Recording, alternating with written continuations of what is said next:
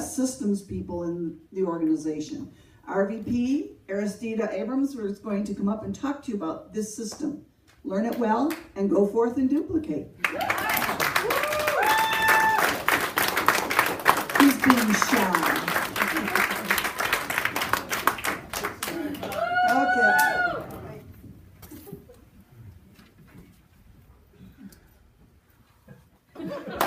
That's how you're looking at me. So, hey guys, look at your neighbor and tell him you're a sexy beast. Awesome. Give him a high five and tell him you did a good job getting yourself here.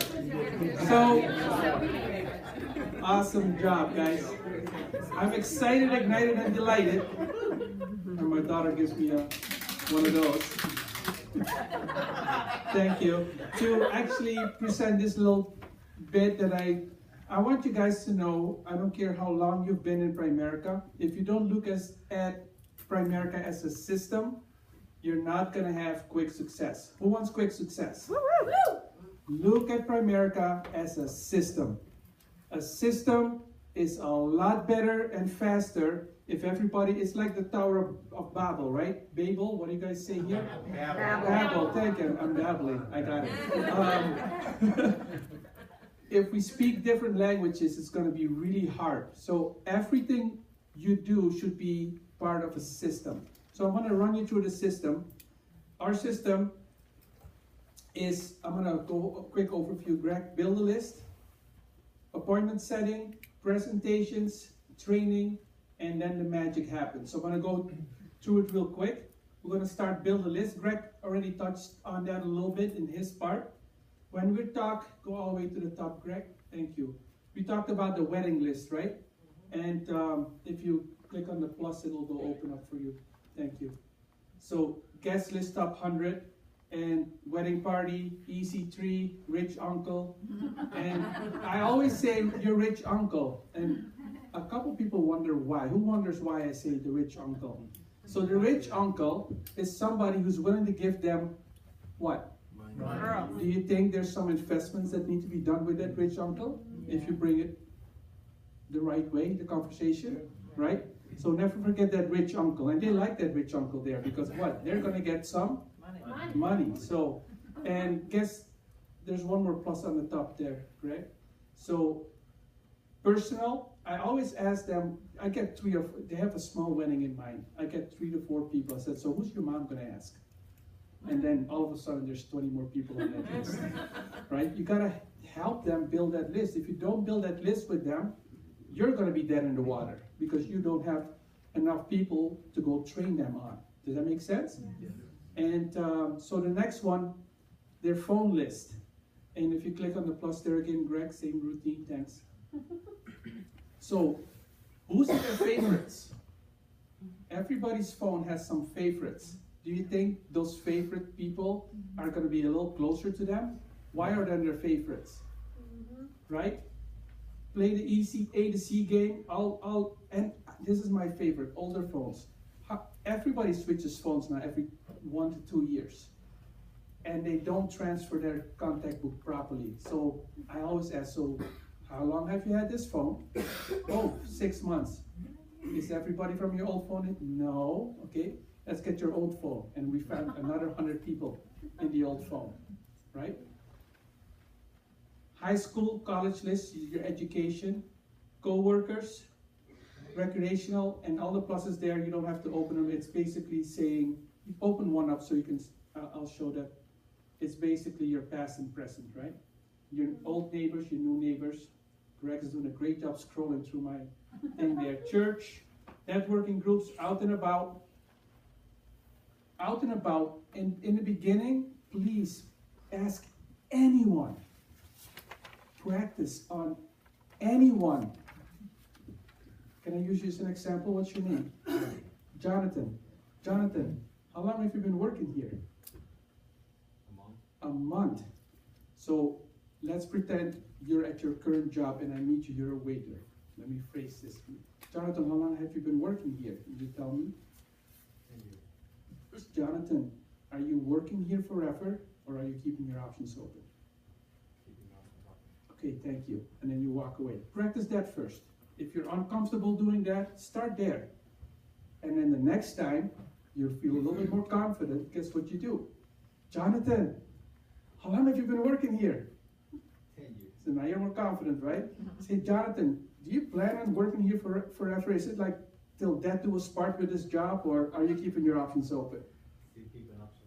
Okay, great. Give me your name and number, and then don't give them your card. Take their name and number, put it in your phone, text them right away to make sure that it arrives, that you got the real name and number. Right? Some people are like that. And guess what? Jonathan, I'll buy a cup of coffee. I'll see if you and I are a good match. And that's all I say, and I walk away. Thank you, right? Give me a high five for that. Boom. So do that, practice. It's a little uncomfortable, but Lynette said it, right? Get a little bit uncomfortable. I have one question, I'll do one question. So how do you contact, like, on behalf of one of your recruits? How would you contact them? That's a separate training altogether, but I'll do that Just right like a after. 2-sentence deal. I'll do that right after. I want to stay on topic. So the other thing when you do that little bit is in the beginning you practice on anyone. Get good at it. Once you're good at it, go talk to the managers that work at night or early in the morning. Do you think they want to be there? No. So now you get a little bit higher quality, right? Always try to recruit up. And repeat all above, of course, with your spouse. She has a lot of context too, or he, right? Appointment setting, let's go with that real quick. So hot market, warm market, referral market, business to business, prospecting, and calling for a new recruit. So all these are different scripts, and they're part of the system. We'll be teaching on all of those in the coming weeks. Each week we'll touch on one of these topics, and we'll have separate classes on them as well, all right? Presentations. If you really want to be good at Primerica, you have to get good at all presentations. The first presentation I teach, go all the way to the top, right? Sorry. Is the orientation. Actually, it says recruit, but I teach all my people the orientation first. Why? Because I recruit for them, they can do the orientation, and they get good at helping people making their list. That is absolutely a must, because I can recruit a lot of people fast, but I can process everybody that fast. Does that make sense? Yes. And recruit presentation, in the beginning, you're going to be just doing the standard, what we call the Bob and Susan, and then as you get better and more competent and confident, you start doing custom recruiting. But learn both. You have to do both. Armoring presentation, Greg touched on that. We have a system for that. Business to business and networking presentation is yet a little bit different. You just approach it all a little bit different. The orientation, the K2, the KT, the F&A presentation, policy delivery presentation. Who here delivers the policy and wants to make sure that it always sticks, that people don't change their minds after? We can teach you some tricks on that too. And a one-on-one presentation. Who here is willing to take a guess at what I mean with the one-on-one presentation? That means a very few of you do it. The one-on-one presentation, if you follow the system right, this is what you do. You go on a appointment, any appointment, and then you bring them to what? The next meeting, and then you do a one-on-one, and then next meeting, one-on-one, next meeting, one-on-one, next meeting. You have to go through that cycle to really get into their lives, the recruits. If you skip the one-on-ones because you just don't know what to do, you're going to get stuck. So I'm going to help you guys with what you do on those one-on-ones. All right? Let's go to the next one, training. Go all the way to the top again, thanks. So 90% of your training should happen in the field. That is where you train your people really well. Because you can teach anyone, they can follow YouTube videos on any topic actually. I learned how to build a car on YouTube if I wanted, but am I really going to be able to do it? I don't know what oil feels like or what grease feels like or what. You have to be in the field to actually understand really what happens. Your trainer will make it seem easy and you go like, whoa, that's what you need happening. So Tuesday nights, business overview. Friday nights, training. We're at Friday night. Calls. Can you plus calls out for me there, Greg? Yeah, hold on. Greg is multitasking. Sunday night calls, Monday night calls, and Tuesday and Friday night calls. So get people on all those three. Greg talked about it earlier, right? So let's go to the magic. What do we call the magic? So it either happens at the KT or at a recruit presentation. So let's go into the KT one first, Greg. It's a double plus. Yep. So when you're at the KT, you need to close a lot of stuff. What do I mean with that? You need to get the F&A in. If they don't have life, get life done right away. You need to talk about investments, start getting some paperwork along with you. You have to ask those things. And then the post-sale follow through. That can happen either that same evening or the next time. Go ahead, plus that out, Greg. You have to talk about your other products. Don't forget this. PLPP, do they need it? Yes.